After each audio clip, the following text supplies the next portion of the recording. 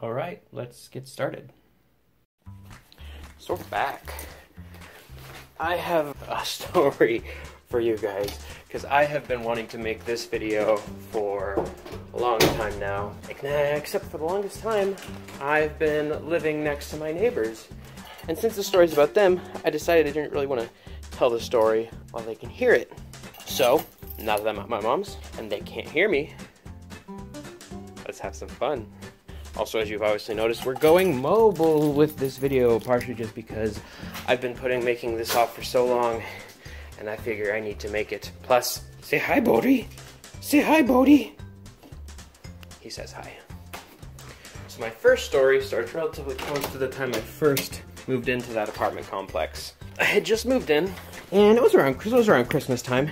So this one lady comes up and introduces herself to me. I don't remember exactly what her name was, something like, I don't know, we'll call her Cheryl. She introduced me to herself and says that she's security for the apartment complex, and that's why you'll see her walking around in the middle of the night with a flashlight. And it was a little weird, to be honest, but not completely out of the ordinary for me. You see, I had a roommate in college who, well, let's just call him Thor because, well, that's what he called himself. And he did not quite security, but he knew the security people at the school in college and pretty much hung out with him. So the idea of someone being security for an apartment complex, even though they were one of the tenants, didn't seem too far-fetched.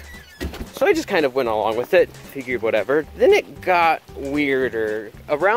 This was actually a few days probably after Christmas. I was talking to her, she's like, she was kind of disappointed, and I was like, what's wrong? I was like, well, recently found out I can't become a bounty hunter. I'm like, okay, that's weird, but, you know, still not too out of the ordinary, given the weird people I've known. And there were a few more weird things that kept happening, all of them odd, but I just kind of let them go by, thinking, okay, just the weird lady.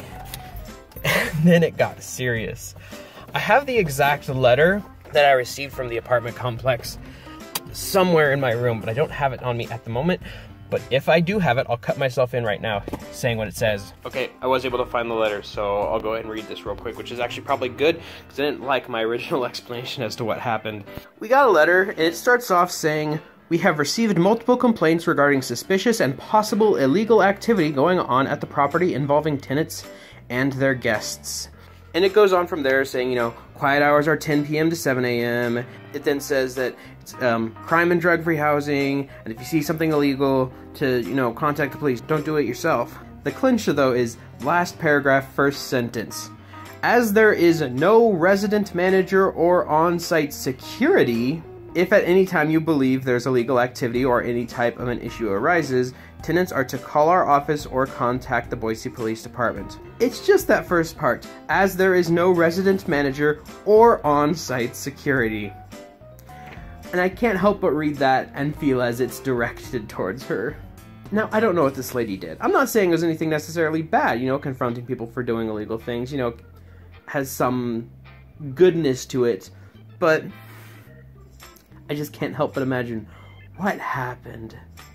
But you know what? I like not knowing, because I get to imagine whatever crazy thing I want.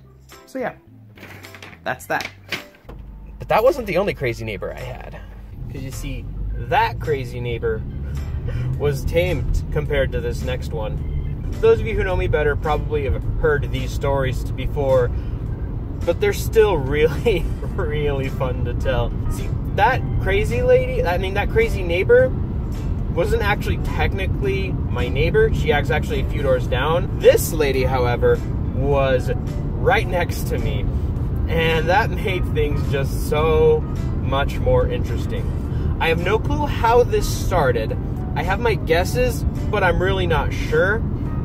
All I know is that this lady hated me for pretty much no reason. The thing of note the most was the fact that whenever I was walking outside, if she was already outside, assuming it was a she, I'm pretty sure it was a female, she would stop in her tracks and glare at me.